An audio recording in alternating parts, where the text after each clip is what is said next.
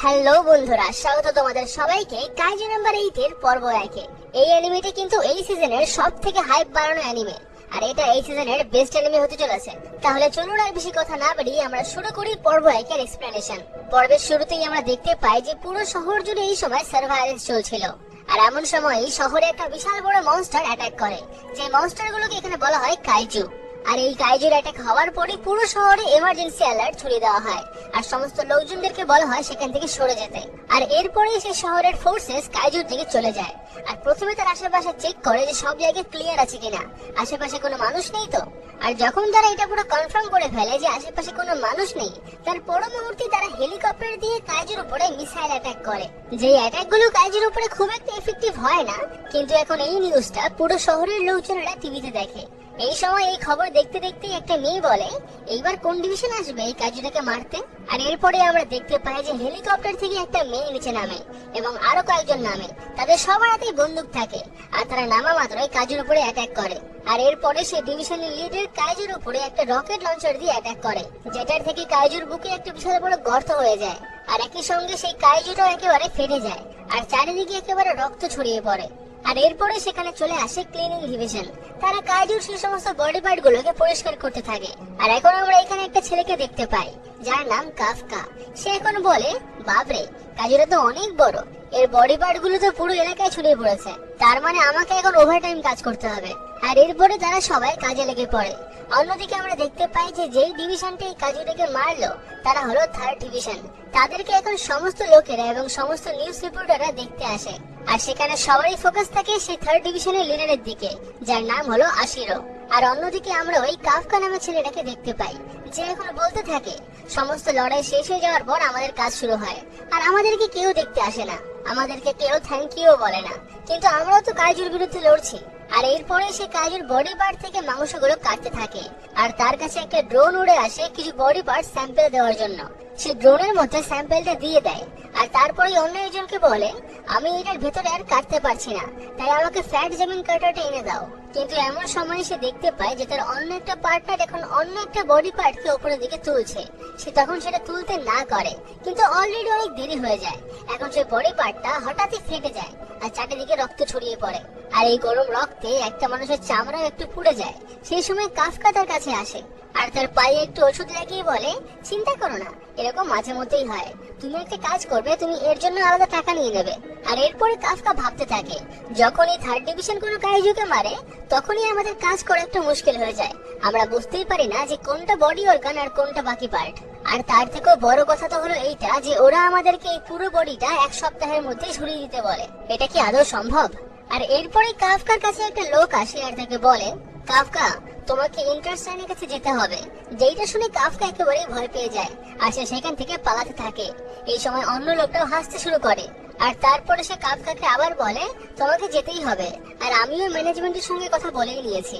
এই সময় অন্য একটা লোক তাকে জিজ্ঞাসা করে, আমি শুনেছি এই কাজটা নাকি খুবই মুশকিল, এটা কি সত্যি কথা? যার উত্তরে ওই লোকটা বলে, তুমি একবার ভেবে দেখো যে আমরা কি পরিষ্কার করার কথা বলছি, তাহলে তুমি বুঝতে পারবে। আর এরপরে আমরা দেখতে পাই যে কাফকা তার কাজে চলে যায়, আর সে এখন ভাবতে থাকে, ধুর, প্রত্যেকবার আমাকে কেন এখানে পাঠায় কে জানে। আর এরপরে তার বমি আসতে শুরু করে, কিন্তু তার কিচ্ছু করার নেই, তাকে এখানেই কাজ করতে হয়। সে সেই বড় কাজটার পটি পরিষ্কার করতে থাকে। আর এরপরে আমরা রাত্রেবেলা কাফকাকে বাড়িতে দেখতে পাই, সে এখন শুয়ে থাকে, আর সে বলতে থাকে, আমি খুবই হাঁপিয়ে গেছি, আর আমার নাকি এখনো ওই গন্ধই লেগে রয়েছে। আর এরপরে সে টিভি নিউজে 3rd ডিভিশন ক্যাপ্টেন আশিরোকে দেখতে পায়, যেখান থেকে সে শুনতে পায় যে আশিরোর বয়স মাত্র 27, আর এত কম বয়সে সে 100-র থেকেও বেশি কাইজু মেরে ফেলেছে। আর এই সময় কাফকার মনে পড়ে ছোটবেলার কথা, যখন সে আশিরোকে বলেছিল, আমরা দুজন মিলে সমস্ত কাইজুদেরকে মারবো। কিন্তু সে এই সময় ভাবতে থাকে, ও তো এখন কাইজুদেরকে মারছে ঠিকই, কিন্তু আমি এই সমস্ত কাজ কেন করছি? আর এই ভাবার পরে সে আবার নিজে নিজেই বলতে থাকে, না না, আমি তো খুবই ভালো কাজ করছি, আমার কাজটাও কাইজুদের বিরুদ্ধে একটা লড়াই, আমিও তো সমাজের সাহায্য করছি না, আর যার কারণে আমি এত ভালো একটা ঘরে রয়েছি আর ভালো ভালো খাবার খেতে পারছি। যাই হোক, এরপরেই আমরা দেখতে পাই পরের দিন সকালের ঘটনা, যে সময় কাফকা আবার কাজে গেছে।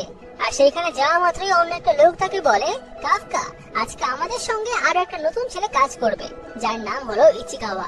আর ইচিকাওয়াও নাকি ডিফেন্স ফোর্সে কাজ করতে চায়। এই সময় সেই লোকটা ইচিকাওয়াকে বলে, এই দেখো আমাদের কাফকা, ওরও ডিফেন্স ফোর্সে কাজ করার খুবই ইচ্ছে ছিল, কিন্তু ও এখন আমাদের সঙ্গে কাজ করে। আর এই সমস্ত কথা শুনে কাফকার একদমই ভালো লাগে না। সে বলে, এইভাবে আমাকে অপমান করা বন্ধ করুন। এদিকে ইচিকাওয়া এখন থেকে জিজ্ঞাসা করে, স্যার, আপনি ডিফেন্স ফোর্সে গেলেন না কেন? আপনি হাল ছেড়ে দিলেন কেন? যার উত্তরে কাফকা বলে, আমি অনেক চেষ্টা করেছিলাম, কিন্তু আমি যতই চেষ্টা করি না কেন, আমার থেকে ভালো লোকজন ছিল। আর একটা সময় পর আমি বুঝে গেছি যে ওই কাজটা আমার জন্য না, তুমিও বুঝে যাবে, একটু বড় হও। কিন্তু এই সময় ইচিকাওয়া বলে, আমার সঙ্গে এরকম কোনোদিনই হবে না, কেননা আমি হার মানবো না, আমি যে করেই হোক ডিফেন্স ফোর্সে যাবই। আর এই কথা বলে সে চলে যায় জামা কাপড় চেঞ্জ করে। টোকু নামের সেই লোকটা কাফাকাকে বলে, আমি ভেবেছিলাম যে তোমাদের মধ্যে ভালো বন্ধুত্ব হবে। আর এখন কাফাকা বলে, ছি, আমার এই সমস্ত বলা একদম ঠিক হয়নি, আমার এমন কিছু বলতে হতো যাতে ওর আমাকে লুজার বলে না মনে হয়। যাই হোক, এরপরে তারা সবাই চলে যায় কাইজুকে পুরস্কার করার জায়গায়। আর সেইখানে সবাইকে এই সময় আলাদা আলাদা কাজ দেওয়া হয়। আর এই নতুন ছেলেটা ইচিকাওয়া, তাকেও কাজ দেওয়া হয় ইন্টারেস্টাইন পরিষ্কার করার, যেইটা শুনে কাফাকা তো খুবই খুশি হয়।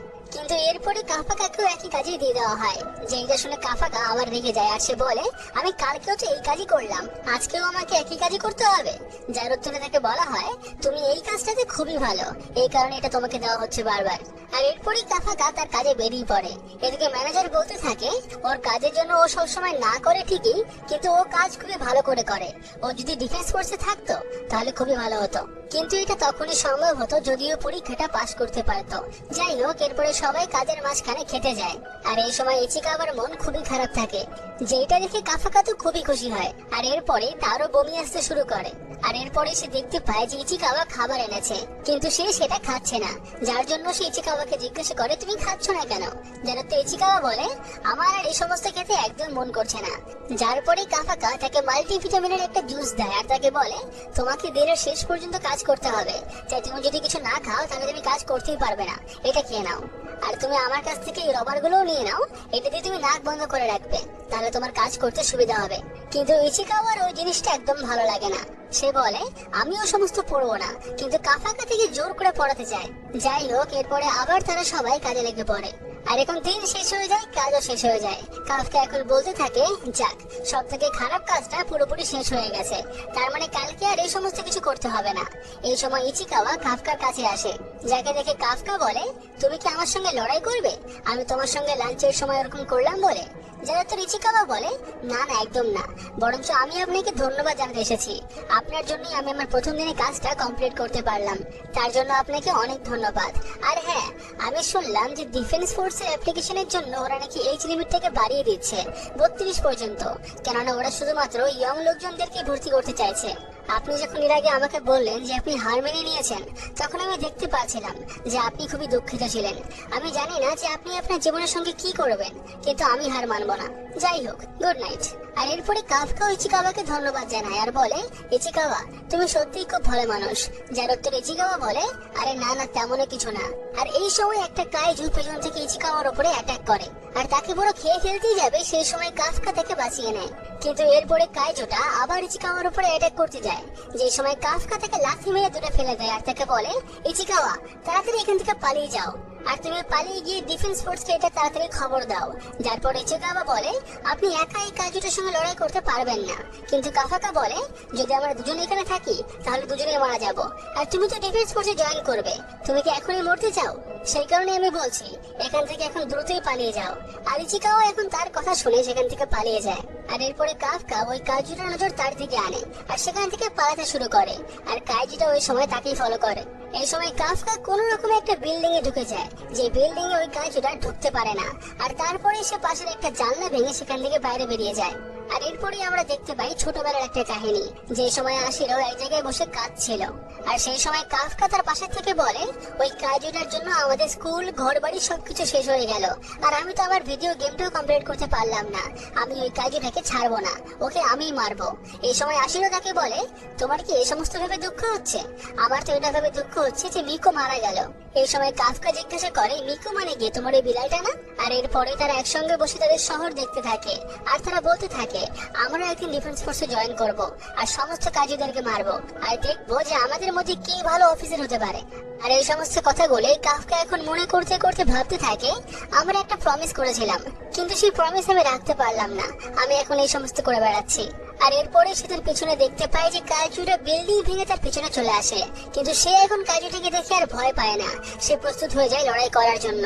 কিন্তু কাজুটার সামনে সে কিছুই না, কাজুটা এসে তাকে উড়িয়ে দেয় আর তার একটা পা ভেঙে যায়।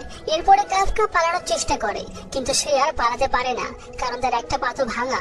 আর এরপরেই কাইজুটা এসে কাফকাকে খেয়েই ফেলবে, সেই সময় ইচিকাওয়া সেখানে চলে আসে আর কাইজুটার মুখে অ্যাটাক করে, যেটার কারণে কাফকা তখন বেঁচে যায়। আর এরপরে এসে ইচিকাওয়াকে বলে, তুমি এখানে কি করছো? তোমাকে না বললাম পালিয়ে যেতে? যেন তো ইচিকাওয়া বলে, আমি গেছিলাম, আমি গিয়ে ডিফেন্স ফোর্সকে সব জানিয়ে দিয়েছি আর তারপরে আমি এখানে আসলাম। আমি যদি তোমাকে এখানে ছেড়ে চলে যেতাম তাহলে আমি কোনোদিনও ডিফেন্স ফোর্স জয়েন করতে পারতাম না। আর এই কথাটা শুনে কাফকার মনে পড়ে যায় তার ডিফেন্স ফোর্সের টেস্টের কথা, সে সেটাতে ফেল করে গেছিল, সে ডিফেন্স ফোর্সে জয়েন করতে পারেনি। তাই তার মাথায় আসে, আমি কিছুই করতে পারলাম না, আমি আমার সে বন্ধুর বিড়ালকেও বাঁচাতে পারলাম না, আমার ফ্যামিলিকেও বাঁচাতে পারলাম না, আর কিছুই করতে পারলাম না, আর এখন আমি এই ছেলেটাকেও বাঁচাতে পারছি না, আমি খুবই ইউজলেস। আর এরপরে কাইজুটা ইচিকাওয়ার উপরে অ্যাটাক করতেই যাবে, সেই সময় একটা বাঘ সেখানে চলে আসে আর সেই কাইজুটাকে আটকে ফেলে। আর এরপরে সেখানে চলে আসে আশিরো আর সেই কাইজুটাকে নিমেষের মধ্যেই মেরে ফেলে। আর তারপর তার টিমকে বলে দেয় যে কাইজুটা মারা গেছে আর এখানে কিছু লোক আহত হয়ে পড়ে আছে। এই বলেই সে দুজন লোককে তাদেরকে সেখান থেকে নিয়ে যাওয়ার জন্য বলে দেয় আর বাকিদেরকে বলে তার সঙ্গে আসতে। তাদেরকে এই পুরো এরিয়াটা চেক করতে হবে যে এইখানে আর কোনো কাইজু আছে কিনা। আর এরপরে আমরা দেখতে পাই যে ইচিকাওয়া আর কাভাকাকে হসপিটালে ভর্তি করে দেওয়া হয়, যেখানে কাভাকা এখন ভাবতে থাকে আশিরো সত্যিই কত কুল হয়ে গেছে, ও একেবারেই একটা অত বড় কাইজুকে মেরে ফেললো। আর এরপরে ইচিকাওয়া বলে, স্যার আপনি যখন আমাকে এখান থেকে পালিয়ে যেতে বললেন আপনি একদম ঠিক করলেন, যদি আমি আপনার কথা না শুনতাম তাহলে হয়তো আমি এখন আর এখানে থাকতাম না। আপনি সত্যিই খুবই সাহসী, আপনার তো ডিফেন্স ফোর্সে জয়েন করার দরকার। যার এই কথা শুনে কাফকার এখন আশিরোর কাছে করা প্রমিসের কথা মনে পড়ে, সে এখন বলতে থাকে, ইচিকাওয়া তুমি ঠিকই বলেছো, আমাকে হার মানলে চলবে না, আমাকে এসবের থেকে পালালে চলবে না, আমাকে আরো খাটতে হবে আর আমি আরো একবার ডিফেন্স ফোর্সে যাওয়ার জন্য চেষ্টা করব। আর এরপরে হঠাৎই কাফকা তার সামনে একটা ছোট্ট কাজু দেখতে পায়, যে সময় কাজুটা কাফকাকে বলে, তাহলে আমি তোমাকে খুঁজেই ফেললাম। আর এই বলে সে কাফকার শরীরের ভেতরে ঢুকে যায় আর রিয়াকশন হওয়া শুরু হয়ে যায় আর সে চিল্লামিল্লি করতে থাকে। এই সময় ইচিকাওয়া পর্দা সরিয়ে থেকে দেখতে গেলে সে কাফকাকে দেখে পুরো অবাক হয়ে যায় আর কাফকাও যখন নিজেকে আয়নায় দেখে তখন সে নিজেও অবাক হয়ে যায়। এই সময় কাফকা ইচিকাওয়াকে কোন রকমে বোঝায় যে সে কোনো কাইজু নয়, সে কাফকা। আর এই সময় সেখানে একটা বৃদ্ধ লোক চলে আসে যে কাফকাকে একটা কাইজু ভেবে নেয় আর সঙ্গে সঙ্গে ডিফেন্স ফোর্সে এটার ব্যাপারে রিপোর্ট করে দেয়। যার পরে ইচিকাওয়া কাফকাকে বলে, ও তো আপনার ব্যাপারে রিপোর্ট করে দিল, আপনি তাড়াতাড়ি এখান থেকে পালিয়ে যান। আর এই সময় আমরা আবার একটা আগের ঘটনা দেখতে পারি, যে সময় কাফকা আশিরোকে বলছিল, তুমি যখন কোনো কাজের সঙ্গে লড়াই করবে তখন প্রথমে তার পায়ে অ্যাটাক করবে, যেন সে সেখান থেকে নড়াচড়া করতে না পারে। যেটা শুনে আশিরো বলে, আমার তো একটু ভয়ই লাগছে, কাইজুগুলো কত বড় হয়, ওদের সঙ্গে আমি লড়াই করতে পারবো তো? যেটা শুনে এখন কাফকা তার মাথায় হাত রেখে বলে, আরে তুমি একদম ভয় পেও না, তুমি যখনই ভয় পাবে তখনই আমাকে মনে করবে, আমি সবসময় তোমার পাশেই থাকবো। আর এখন এই কথাটা আশিরো মনে করে, সে ভাবতে থাকে, তুমি আমাকে মিথ্যে কথা বলেছিলে, তুমি আমার পাশে নেই। আর এখনই আশিরোর ফোনে একটা ফোন আসে, তাকে বলা হয় যে একটা হসপিটালে একটা কাজে দেখা গেছে। যেটা শুনে আশিরো বলে, ঠিক আছে, একদম চিন্তা করবেন না, আমি আমার পুরো টিমকে নিয়ে কিছুক্ষণের মধ্যেই পৌঁছাচ্ছি। আর এখানেই শেষ হয় কাইজু নম্বর 8 এর পর্ব 1। পুরো ভিডিওটি ভালো লেগে থাকলে ভিডিওটিকে অবশ্যই লাইক করবে আর পরের সপ্তাহে পর্ব 2 দেখার জন্য চ্যানেলটিকে অবশ্যই সাবস্ক্রাইব করে রাখবে।